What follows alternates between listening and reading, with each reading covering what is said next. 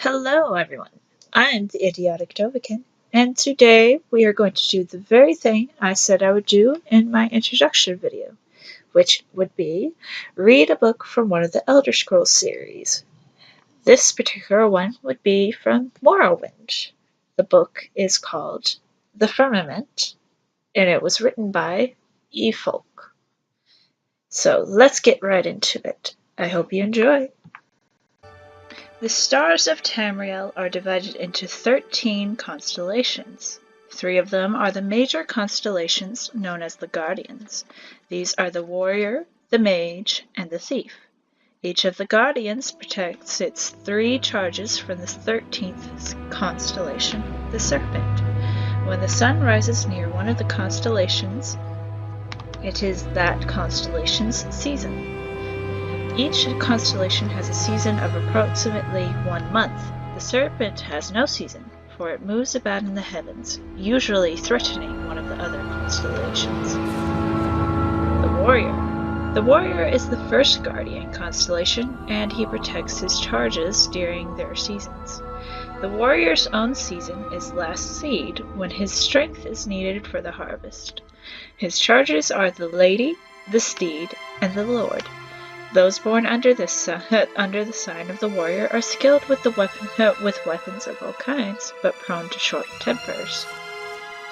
The Mage is a Guardian constellation whose season is Rain's Hand, when magicka was first used by men. His charges are the Apprentice, the Golem, and the Ritual. Those born under the Mage have more magicka and talent for all kinds of spellcasting, but are often arrogant and absent-minded. The Thief.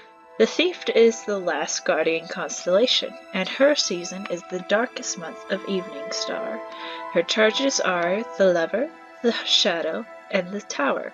Those born under the sign of the Thief are not typically thieves, though they take risks more often and only rarely come to harm. They will run out of luck eventually, however, and rarely live as long as those born under other signs. The Serpent. The Serpent wanders about in the sky and has no season. Though its motions are predictable to a degree, no characteristics are common to all who are born under the sign of the Serpent. Those born under this sign are the most blessed and the most cursed. The Lady. The Lady is one of the Warrior's charges, and her season is Heartfire. Those born under the sign of the Lady are kind and tolerant. The Steed. The Steed is one of the Warrior's charges, and her season is Mid-Year. Those born under the sign of the Steed are impatient and always hurrying from one place to another. The Lord. The Lord's season is First Seed, and he oversees all of Tamriel during the planting. Those born under the sign of the Lord are stronger and healthier than those born under other signs. The Apprentice. The Apprentice's season is Sun's Height. Those born under the sign of the Apprentice have a special affinity for magic of all kinds, but are more vulnerable to magic as well. The Atronach. The Atronach, often called the Golem, is one of the Mage's charges. Its season is Sun's Dusk.